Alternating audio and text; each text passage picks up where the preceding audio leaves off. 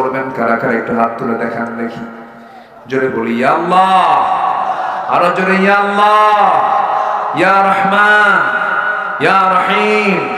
আমাদেরকে 5 ওয়াক্ত সালাত আদায় করার তৌফিক তুমি আল্লাহ দিয়া দাও। জোরে বলি আমিন, আরো জোরে আমিন। নামাজ আছে যার ঈমান আছে, তার নামাজ আছে যার চরিত্র আছে, তার নামাজ আছে তার শৃঙ্খলা আছে, তার নামাজ আছে যার বরকত আছে, তার নামাজ নাই যার তার কিচ্ছু নাই। নাউজুবিল্লাহ বলেন।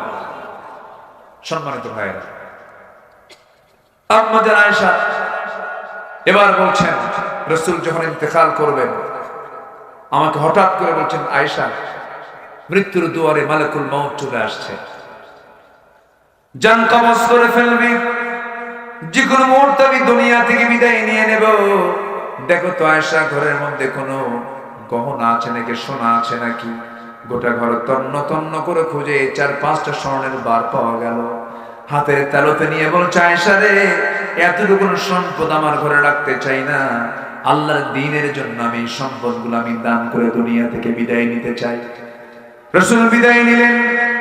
বিদায় নেওয়ার আগ মুহূর্তে সর্বশেষ কথা বলেছেন আম্মা জান আয়েশার সাথে। তিনি বলেন, আমার সঙ্গে তার সর্বশেষ কথা হয়েছে। আমি নিজেকে ধন্য মনে করি, রাসূল যখন দুনিয়া থেকে বিদায় নেবেন, বিদায়ের পরে তার যে কবরটা হয়েছে, সেই কবরটা হয়েছে আমার ঘরের ভিতরে। আমি নিজেকে ধন্য মনে করি। আমার বড় শখ ছিল আমি আয়েশা নবীর পাশে ঘুমাবো।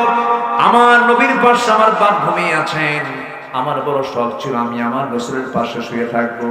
কিন্তু ইসলামের বড় একজন খলিফা ওমর ফারুক যখন তার ছেলে সন্তানকে পাঠায় দিয়ে আমাকে বললেন, ওরে আয়েশা, আমার বড় শখ আমি নবীর সঙ্গে থাকবো, এত বড় ব্যক্তিকে আমি কেমন করে মানা করি?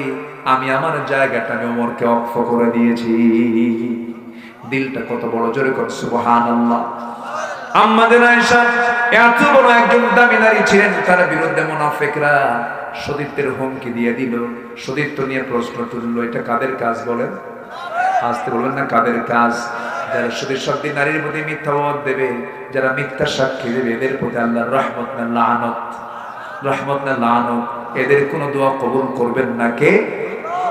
আমার বন্ধুগণ, আম্মা জান আয়েশা সিদ্দিকা রাদিয়াল্লাহু তাআলা আনহা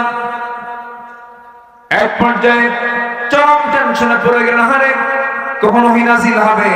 নির্দিষ্ট দিনগুলো পার হয়ে গেল, নবীর কাছে ওহী নাযিল হলো, ইন্নাল্লাযীনা জাউ বিল ইফকি উসবাতুম মিনকুম। হে রাসূল, মুনাফিকরা যত ষড়যন্ত্র পাকিয়েছিল সব ষড়যন্ত্র আল্লাহ বুমেরাং করে দিয়েছেন। জিবরাইল বলছেন, আয়েশা যা ছিল তাই আছে, আয়েশার চরিত্রের কোনো পরিবর্তন হয় নাই। সে একজন ভালো নারী, সতী নারী, কোনো সমস্যা নেই। আমার নবীজি এত আনন্দিত হলেন, দৌড় মেরে চলে গেলেন শ্বশুর বাড়িতে। গিয়ে ডাকছে, আয়েশা রে কোথায়? কোনো জবাব নাই। আবার বলছে, আয়েশা কোথায়? জবাব নাই। এবার বলছেন, হুমায়রা কোথায়? লাল টুকটুকে মেয়ে, তুমি কোথায় গেলে? সুন্দরী আমার মেয়েটা কই গেলে? সুন্দরী আমার বউটা কোথায় গেলে? আমার বন্ধুগণ, মেয়েদেরকে আপনি যত প্রশংসা করবেন মেয়েরা তত বেজার না খুশি? আস্তে কর, নিজের বউকে খুশি করবেন সবাই, মনে থাকবে তো? অন্যের বউ না, কিন্তু নিজের বউ, এটা যেন মনে থাকে। আমার নবীজি ডাকতেছেন কিন্তু উত্তর দিচ্ছেন না। এক পর্যায়ে কাছে পেলেন, পেয়ে বলছে, আয়েশা তুমি কি জানো তোমার শানে আল্লাহ তাআলা আয়াত নাযিল করেছেন, তোমার চারিত্রিক সনদ আল্লাহ নিজে দিয়েছেন, তোমার কোনো দোষ নাই। আম্মা জান আয়েশা বলছেন, আমি ইব্রাহিমের আল্লাহর প্রশংসা করি। কার আল্লাহ? চলে গেছেন ইব্রাহিমের দিকে। রাসূল বলছেন, আয়েশা তোমার রাগ কিন্তু এখনো আছে। কেন? তুমি ইব্রাহিমের দিকে চলে গেছো। তাদের রাগটাও ছিল কত কন্ট্রোলে, কত শিক্ষামূলক, কত গুরুত্বপূর্ণ রাগ তারা করেছেন। আর আমাদের রাগের তো কোনো সাইজ বাইজ নাই। রাগ উঠলেই কিছু পুরুষ আছে বউকে সকালে তালাক দেয়, বিকেলে তালাক দেয়। আসতে কবে না, আছে না নাই? বিবাহিত জীবনে সবচেয়ে বেশি ধৈর্যের পরিচয় দেবে পুরুষ না নারী? স্বামী না স্ত্রী? চুপ করে আছে, হুজুর কব না, আপনি বইয়ের কথা বলবেন। কে কে কে বেশি ধৈর্য ধরবে বলেন? বলেন স্ত্রী না স্বামী? স্বামী। কারণ স্বামীকে আল্লাহ তাআলা পরিচালক বলেছেন, স্বামীর ভিতরে কন্ট্রোলিং পাওয়ারটা থাকতে হবে। স্বামী ধৈর্যের পরিচয় বেশি দেবে। মেয়েরা যে ধৈর্য ধরবে না তা না, ধরবে, কিন্তু এখানে নেতৃত্ব দেবে কে বলেন তো? স্বামী। এই বিষয়গুলো আমরা খেয়াল করবো। জোরে বলি ইনশাআল্লাহ। আমার এই একটা কথায় অনেকের সংসার টিকে যাবে। খুব দামি কথা তো। আপনি যদি রেগে যান আপনি পারবেন না। আল্লাহ তাআলা নারীকে বানিয়েছেন সোজা হাড়ে না বাঁকা হাড়ে? বাঁকা হাড়ে। আপনি যত প্রশংসা করবেন তত ভালো।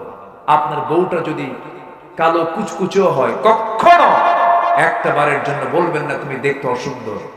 আপনি শুধু বলবেন এই পৃথিবীতে একমাত্র রানী তুমি আমারই, আমার চোখে তোমার চেয়ে সুন্দরী কোনো নারী পৃথিবীতে নাই।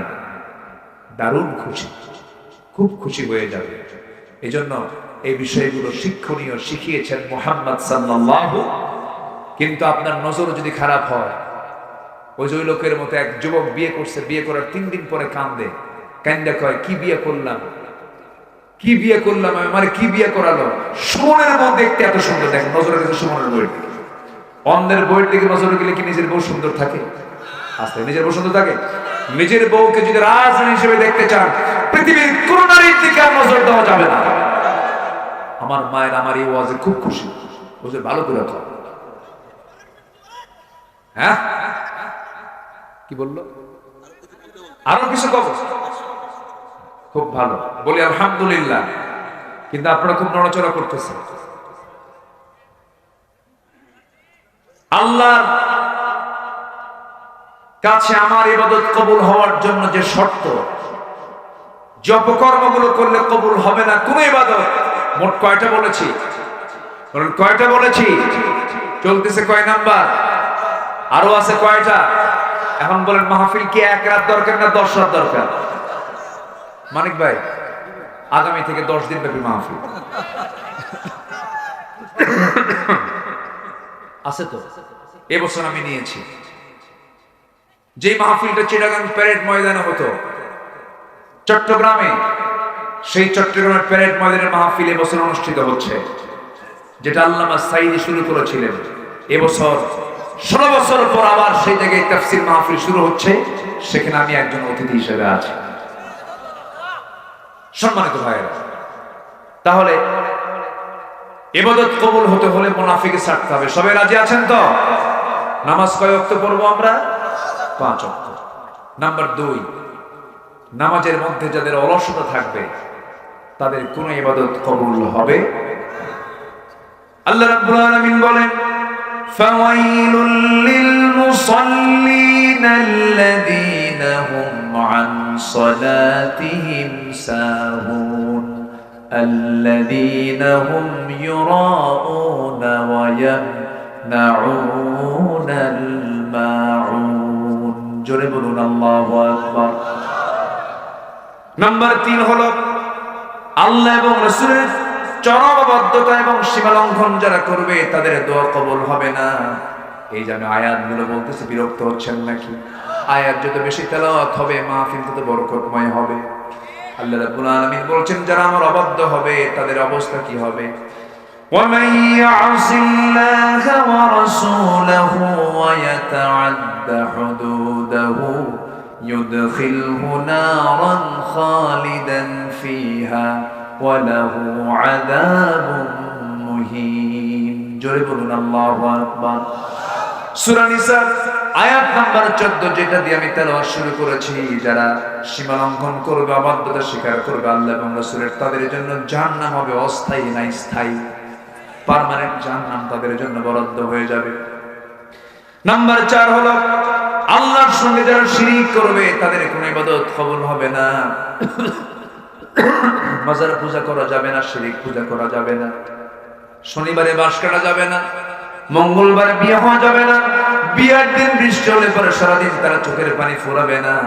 এই সমস্ত কথাগুলো আমার দেশে চালু আছে না নাই? এগুলো বিশ্বাস করা ইমানদারের কাজ না শিরকের কাজ? শিরকের কাজ। সকালবেলা বেশি করে বাকি দিবে আর বৃষ্টির দিন বিয়ে করবে, যা কইছে তার উল্টা করবে। বৃষ্টি কি গজব না রহমত? রহমত।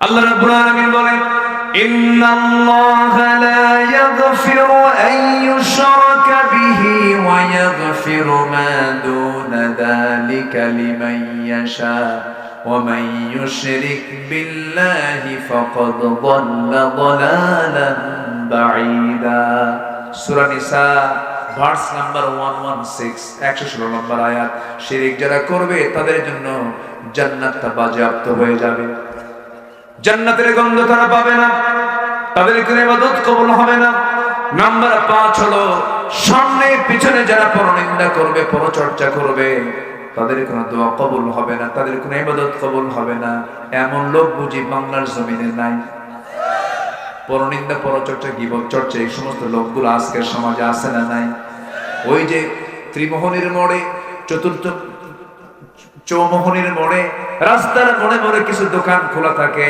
4 দোকান সেই 4 দোকানে বসে সারা দিন গীবত শিকায়েত করে এমন লোক আছে না নাই বলেন আমি ওই তালিউ আলাল আফইদা ইন্নাহা আলাইহিম মুসাদা ফি আমাদিন মুমাদ্দাদা আল্লাহ রাব্বুল আলামিন বলেন যারা সামনে পেছনে আড়ালে পরনিন্দা করে পরচর্চা করে তাদের ধ্বংস হয়ে যাক তাদের কোনো ইবাদত কবুল হবে না কার দরবারে আসতে বলবেন না কার দরবারে যদি পারি মানুষের গুণ দেখব আর যদি পারি নিজের দোষ দেখব নিজের দোষ দেখব পরের কি দেখব গুণটা দেখব আমি উপকৃত হয়ে যাব নাম্বার 6 হলো আল্লাহকে যারা ভুলে থাকবে আল্লাহ তাদেরকে ভুলে থাকবেন ওয়ামান আ'রাদা আন যিকরি ফাইন্না লাহু মাঈশাতান দানকা ওয়া নাহশুরুহু ইয়াওমাল কিয়ামাতি আ'মা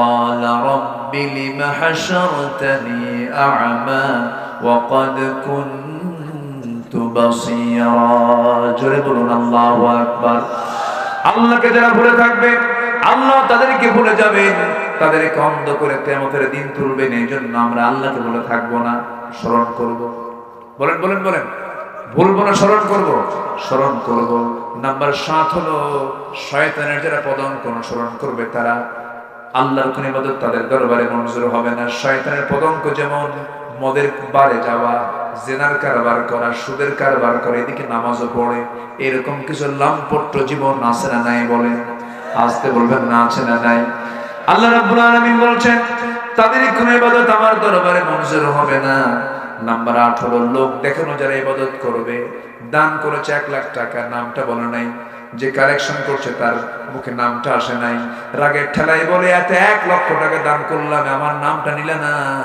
জীবনের দান আমি তোমাদেরকে করব না এমন দানবীর বুঝি বাংলার জমিনে নাই আসতে বলবেন না আছে না নাই লোক দেখানো যারা দান করবে লোক দেখানো যারা ইবাদত করবে তাদের কোনো ইবাদত আল্লাহর দরবারে মঞ্জুর হবে না আল্লাহ বলেন তাদের কোনো দোয়া কবুল হবে না নাম্বার 9 হলো যারা কুফরি করবে কুফরি করলে পরে তার কোনো দোয়া কবুল হবে না ইন্নাল্লাযীনা কাফারু লান তুগনিয়া আনহুম আমওয়ালুহুম ওয়ালা আওলাদুহুম মিনাল্লাহি শাইআ ওয়া উলাইকা হুম ওয়াকুদুন নার জোরে বলুন আল্লাহু আকবার সূরা আলে ইমরান আয়াত নাম্বার 10 যদি কোনো বান্দা যদি কুফরি করে তার কোনো কিছুই কাজে আসবে না সন্তান সম্পদ কোনো কিছুই কাজে আসবে না এইজন্য কুফরি করলে পরে কোনো দোয়া কবুল করবেন না কে আল্লাহ তাআলা সর্বশেষ হলো আল্লাহর সাথে মিথ্যা দৃঢ় অঙ্গীকার করে যারা অবজ্ঞার সঙ্গে তা ভঙ্গ করবে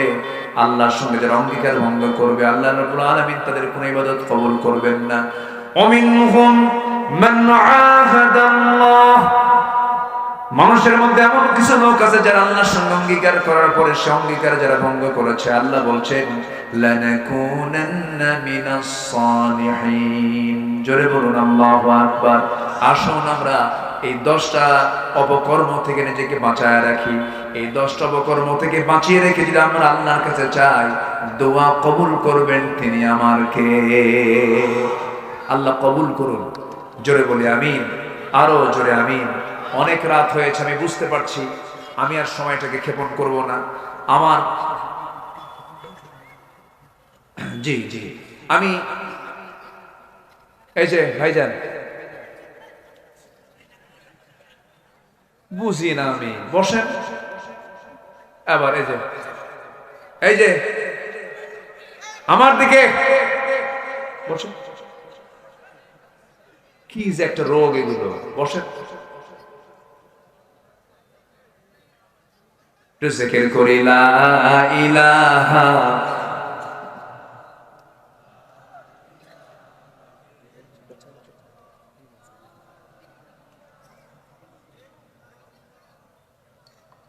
জিকির এত আসতে হলে তো সমস্যা, আল্লাহর নামটা বড় করে নিতে হবে। লা ইলাহা, আরো জোরে লা ইলাহা, লা ইলাহা ইল্লাল্লাহু মুহাম্মাদুর রাসূলুল্লাহ সাল্লাল্লাহু আলাইহি ওয়াসাল্লাম।